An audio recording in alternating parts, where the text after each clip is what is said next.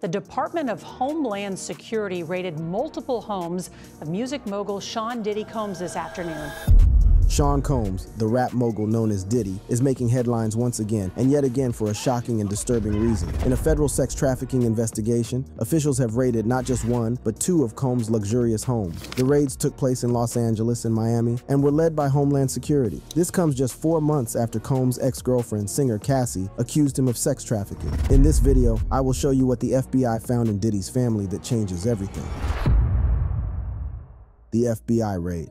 So much interest in this federal investigation. We saw neighbors coming out, even buses full of tourists stopping by to try to get a glimpse of the action happening outside of Diddy's home. On a sunny afternoon, helicopters circled the skies above Sean Combs' sprawling Los Angeles mansion, located in the exclusive Holmby Hills neighborhood. Agents from Homeland Security, accompanied by local law enforcement, descended upon the property, creating a scene straight out of a Hollywood blockbuster. The sight of heavily armed agents and the sound of buzzing helicopters sent shockwaves through the neighborhood. As the raid unfolded, cameras captured a surprising sight. Two young men, later identified as Combs' sons Justin and King, were seen detained and waiting outside the mansion. It was a surreal moment, as the sons of a music mogul known for his extravagant lifestyle found themselves caught up in a federal investigation. But the raid didn't stop at Combs' Los Angeles mansion. Officials also made their presence known at his Miami residence. The simultaneous raids on both properties indicate the seriousness of the investigation and the breadth of the allegations against Combs. It's clear that law enforcement agencies are leaving no stone unturned in their pursuit of justice. News of the raid spread like wildfire, capturing the attention of media outlets worldwide. The shocking images of the raid and the involvement of high-profile law enforcement agencies have only fueled the public's curiosity. People are demanding answers, wanting to know what led to this investigation and what evidence law enforcement has uncovered. According to a source close to the investigation, interviews have already taken place with 4 Jane Does and 1 John Doe. These individuals have shared their stories with investigators from the Southern District of New York, shedding light on alleged sex trafficking, domestic violence, and racketeering. The source also revealed that more interviews are scheduled, suggesting that this investigation is far from over. In a statement, a spokesperson for Homeland Security Investigations said, "Earlier today, Homeland Security Investigations, HSI New York, executed law enforcement actions as part of an ongoing investigation, with assistance from HSI Los Angeles, HSI Miami, and our local law enforcement partners. We will provide further information as it becomes available." Douglas Wigdor, the attorney representing Cassie Ventura and one of the Jane Doe accusers, expressed his support for law enforcement's efforts. He stated, "We will always support law enforcement when it seeks to prosecute those that have violated the law. Hopefully, this is the beginning of a process that will hold Mr. Combs responsible for his depraved conduct." Tyrone Blackburn, the attorney representing music producer Rodney Jones and Liza Gardner, echoed Wigdor's sentiments. He said, "It's about damn time. Sometimes justice delayed is not justice denied, so long as justice ultimately arrives." Jones recently filed a lawsuit against Combs for sexual assault, harassment, and non-payment for his work on the Grammy-nominated album, The Love Album. Gardner filed her suit in November, alleging that Combs and singer-songwriter Aaron Hall took turns raping her following an Uptown Records event in 1990. Legal experts are closely watching this case. Niyama Rahmani, a former federal prosecutor, commented, "If they're bringing a case against him,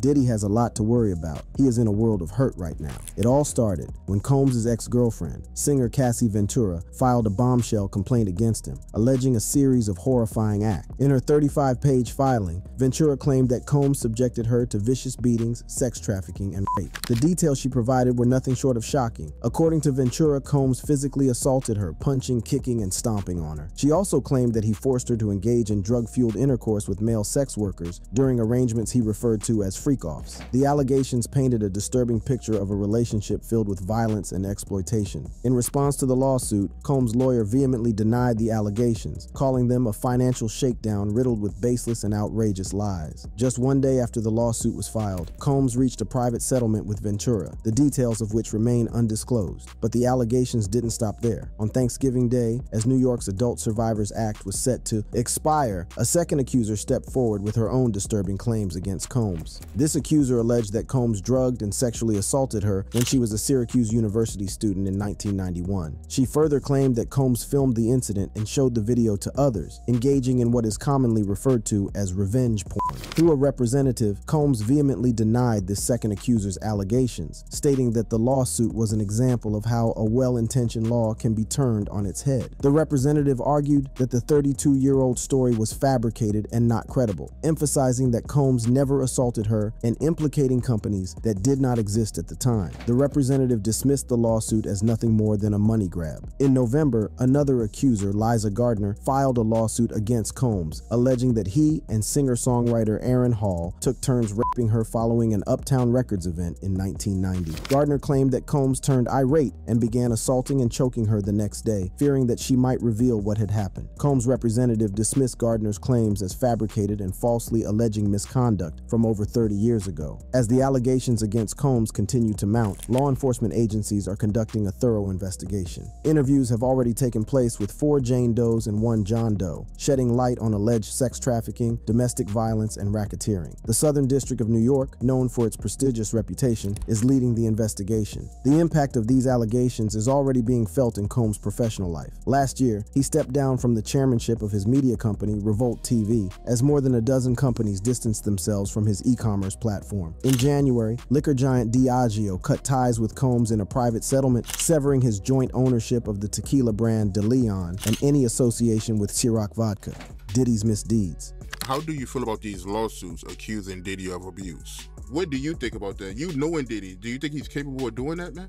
I think he's very capable of doing it. It's in his character. That's who he is. That's what comes with power.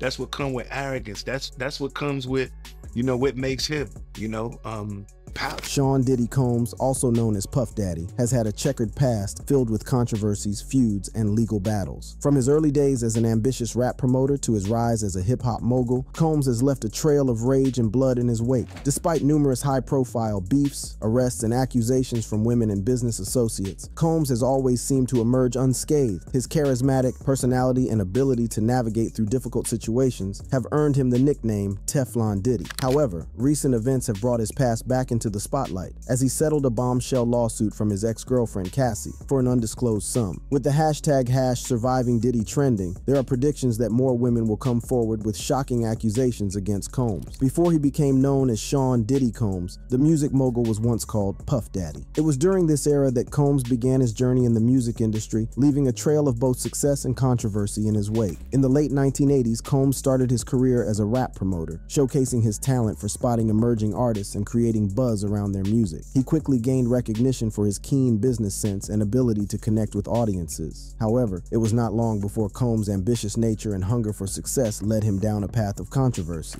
One of the earliest incidents that marked his checkered past occurred in the early 1990s when he was an intern at Uptown Records. In December 1991, Combs organized a charity basketball game at a City University of New York gym in Harlem. The event, co-hosted by the popular rapper Heavy D, was meant to bring the community together for a good cause. However, tragedy struck when the game turned into a stampede, resulting in the deaths of 9 people. A few times I thought I was gonna pass out because it was hot on that staircase.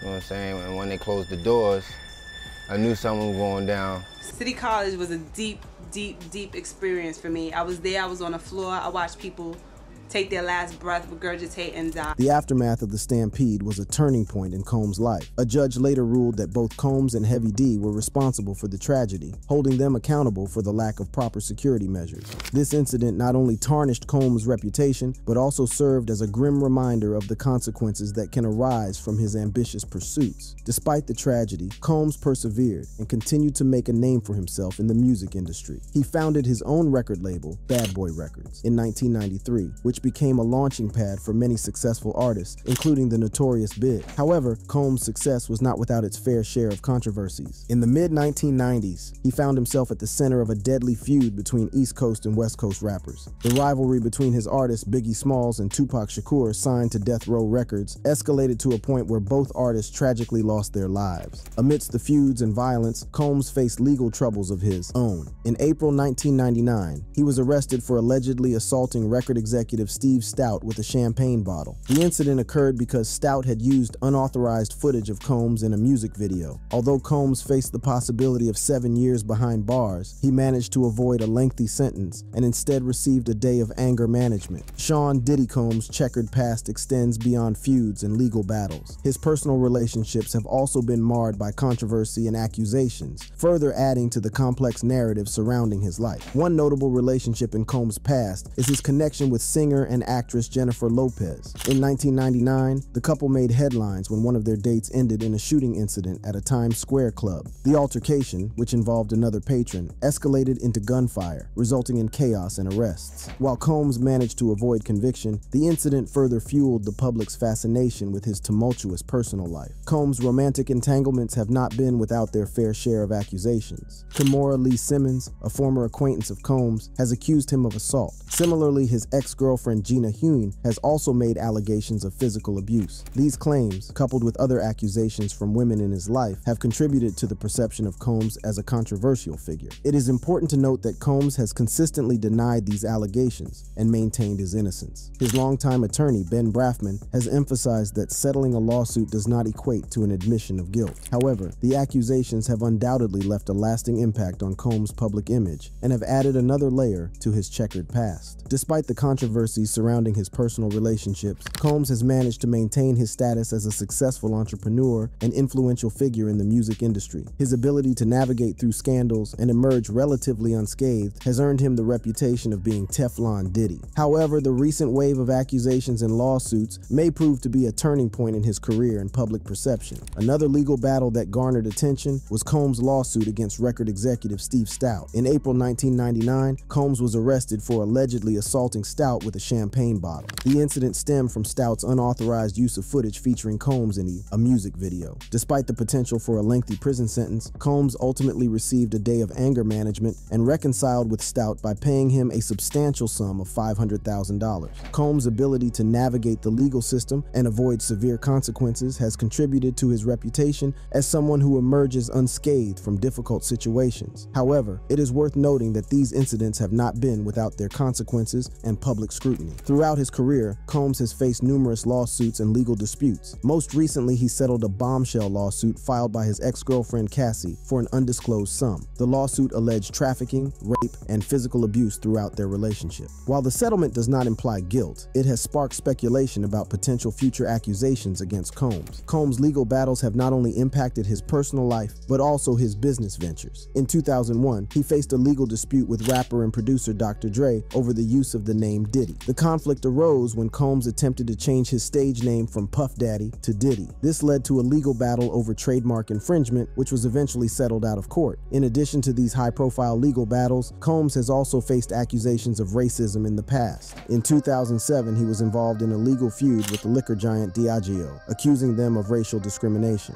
The dispute was eventually settled, but it shed light on the complexities of Combs' checkered past and the controversies that have surrounded him. According to new accusations, it is not only women that Diddy SA, but also men, Diddy and Lil Rod. Music mogul Sean Diddy Combs facing yet another sex assault and harassment lawsuit. It was filed by music producer Rodney Jones Jr. He accuses Combs of making unwanted sexual contacts while they worked on an album. Let's start from the beginning. Lil Rod's initial filing, which was made on February 26th in the U.S. District Court for the Southern District of New York, sent shockwaves through the industry. In the 73-page complaint, Lil Rod detailed a year-long ordeal of alleged abuse and misconduct at the hands of Diddy. But it didn't stop there. According to Lil Rod, the incident in question took place in Los Angeles in 2022 at Chalice Recording Studio. Lil Rod claims that Diddy and his son Justin were involved in a heated conversation with a person referred to as G in the studio's bathroom. The tension escalated, and eventually Diddy and Justin left the bathroom. But what happened next is truly shocking. Lil Rod alleges that upon leaving the bathroom, he discovered G shot on the bathroom floor. In a chilling twist, Lil Rod claims that Diddy instructed him to tell the police that he had nothing to do with the shooting. Can you imagine the fear and confusion Lil Rod must have felt in that moment? Lil Rod didn't waste any time. He immediately brought G to the front of the studio where an ambulance was waiting. The gravity of the situation cannot be understated. Lil Rod found himself thrust into a nightmare scenario, caught between loyalty and the truth. It's important to note that Justin, Diddy's son, has vehemently denied these allegations. However, a source familiar with the Los Angeles Police Department case has confirmed that the shooting did not occur at or near the studio. The investigation is ongoing and those involved are being prosecuted. But the story doesn't end there. In the amended complaint, Lil Rod also alleges that a private investigator close to Diddy sought out and attempted to bribe a close friend of Lil Rod. The goal? To gather damaging information and paint Lil Rod in a bad light. The lengths some people will go to protect their reputation is truly astonishing. These allegations are nothing short of shocking. Lil Rod's initial filing exposed a dark underbelly of the music industry, and the amended complaint has taken it to a whole new level. The details revealed in the lawsuit are deeply disturbing, and they raise serious questions about the actions of Diddy and those associated with him. In the initial lawsuit filed on February 26th, Lil Rod paints a disturbing picture of his time with Diddy. According to the 73-page complaint, Lil Rod alleges that he endured a year-long ordeal of abuse, drugging, and sex trafficking at the hands of the music executive. Lil Rod claims that he lived and traveled with Diddy from September 2022 to November 2023 to produce songs for the Love album, Off the Grid, which was later nominated for a Grammy. But behind the scenes, Lil Rod alleges a dark and sinister reality. The lawsuit alleges that Diddy and his inner circle engaged in serious illegal activity, which Lil Rod claims to have recorded hundreds of hours of video evidence of. These alleged activities include drugging, sex trafficking, and threats of bodily harm. The details revealed in the lawsuit are truly shocking. Lil Rod claims that Diddy forced him to procure sex workers and engage in group sexual activities, where even Diddy's own son Justin took part. The level of manipulation and exploitation alleged in this lawsuit is deeply disturbing. Lil Rod further alleges that he endured constant unsolicited and unauthorized groping and touching, as well as being forced to take drugs against his will. The lawsuit claims that Diddy used his power and influence to control and manipulate Lil Rod, leaving him in a state of fear and vulnerability. But it doesn't stop there. The lawsuit includes screenshots from parties hosted by Diddy, where sex workers and underage girls were allegedly present. Lil Rod claims that these individuals were given laced drinks at Diddy's behest, further perpetuating a culture of exploitation and abuse. The allegations made by Lil Rod in this lawsuit are nothing short of horrifying. They paint a disturbing picture of the music industry, where power and influence are wielded to exploit and manipulate vulnerable individuals. It's important to remember that these are allegations, and everyone is innocent until proven guilty. However, the sheer volume of evidence and the detailed accounts provided by Lil Rod in his lawsuit cannot be ignored. Lil Rod is seeking $30 million in damages for the alleged abuse and exploitation he endured. This lawsuit not only seeks justice for Lil Rod, but also shines a light on the dark underbelly of the music industry, where fame and fortune can often come at a devastating cost. As expected, Diddy and his team have vehemently denied the allegations made by Lil Rod. In a statement released shortly after the lawsuit was filed, Diddy's spokesperson dismissed the claims as baseless and without merit. However, the response from Diddy's camp did not end there. In an attempt to discredit Lil Rod, the amended complaint alleges that a private investigator close to Diddy sought out and attempted to bribe a close friend of Lil Rod. The goal? To gather damaging information and paint Lil Rod in a bad light. These allegations of attempted bribery further highlight the high-stakes nature of this legal battle. It seems that both sides are willing to go to great lengths to protect their interests and reputations. But amidst the denials and attempts to discredit Lil Rod, the question remains, what will be the outcome of this legal battle? Will justice be served, or will the truth be buried beneath layers of power and influence? It's important to remember that the legal process will determine the truth behind these allegations. The court will carefully examine the evidence presented by both parties and make a judgment based on the facts. In the meantime, the impact of these allegations extends beyond just Diddy. The lawsuit also names Diddy's son Justin, Universal Music Group CEO Lucian Grange, former Motown Records CEO Ethiopia Habtemariam, and Diddy's Chief of Staff Christina Coram as defendants. Lil Rod's attorneys described them as part of a RICO enterprise that failed to rein in the actions of Diddy and his affiliates. The inclusion of these individuals raises important questions about their knowledge and involvement in the alleged misconduct. Will they be held accountable for their actions, or will they be able to distance themselves from the allegations? As this legal battle unfolds, it is crucial to remember the importance of due process and the presumption of innocence. While the allegations made by Lil Rod are shocking, it is essential to allow the legal system to run its course and determine the truth. This case has already had far-reaching consequences. In November, singer Cassie made similar similar allegations against Diddy, accusing him of rape, sex trafficking, assault, and more. Diddy settled with Cassie for an undisclosed amount. Following Cassie's claims, 3 additional women sued Diddy for sexual assault the following month. Diddy's career. One of the many burning questions today is, where is he? Where was Sean Diddy Combs while these raids were being carried out at his residences? Before he became a household name, Diddy, whose birth name is Sean John Combs, had a humble beginning in Harlem, New York City. Born on November 4th, 1969, Diddy grew up in a neighborhood where dreams often clashed with harsh realities, but it was here that his passion for music began to take shape. Growing up, Diddy was surrounded by a vibrant music scene. His father, Melvin Combs, was a renowned associate of the legendary Frank Lucas, a prominent figure in the Harlem drug trade during the 1970s. While his father's connections may have exposed him to a world of crime, Diddy found solace and inspiration in the rhythm and beats that echoed through the streets. As a teenager, Diddy attended Mount St. Michael Academy, a prestigious Catholic school in the Bronx. It was during this time that he discovered his talent for organizing events and parties. Diddy's entrepreneurial spirit began to shine as he started throwing small gatherings, showcasing his knack for curating the perfect atmosphere and bringing people together. After high school, Diddy enrolled at Howard University in Washington, D.C., where he pursued a degree in business. However, his true passion for music continued to burn brightly. Diddy spent countless hours honing his skills as a DJ, immersing himself in the art of blending tracks and reading the crowd's energy. In 1990, Diddy's life took a pivotal turn when he landed an internship at Uptown Records, a prominent record label at the time. This opportunity allowed him to witness firsthand the inner workings of the music industry and fueled his desire to make a mark of his own. Diddy's dedication and natural talent caught the attention of Andre Harrell, the founder of Uptown Records, who recognized his potential and quickly promoted him to an A&R executive role. With his newfound position, Diddy played a crucial role in shaping the careers of emerging artists, including Jodeci and Mary J. Blige. His keen ear for talent and innovative marketing strategies propelled Uptown Records to new heights, solidifying its status as a powerhouse in the industry. However, Diddy's ambitions extended beyond his role at the label. He yearned for creative freedom and the opportunity to build his own empire. In 1993, Diddy made a bold move and founded his own record label, Bad Boy Entertainment. This decision marked a turning point in his career as he sought to redefine the sound of hip-hop and R&B. With artists like the Notorious Big,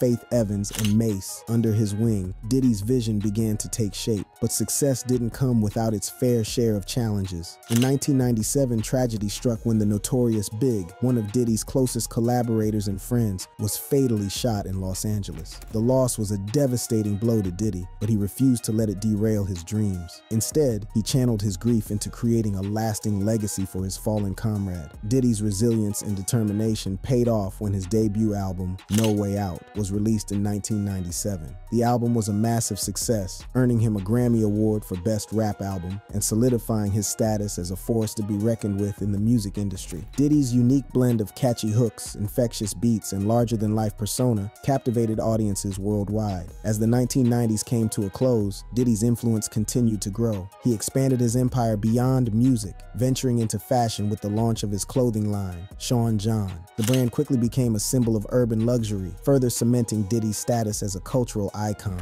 But just as Diddy seemed unstoppable, recent allegations have cast a dark cloud over his illustrious career. Accusations of misconduct and abuse have surfaced, threatening to tarnish his reputation and potentially bring an end to his reign in the music industry. The shocking nature of these allegations has left fans and critics alike questioning the true nature of the man behind the music. Will Diddy be able to weather this storm and emerge unscathed, or will these allegations mark the downfall of a once untouchable mogul? Let us know in the comments. That brings us to the end of this video.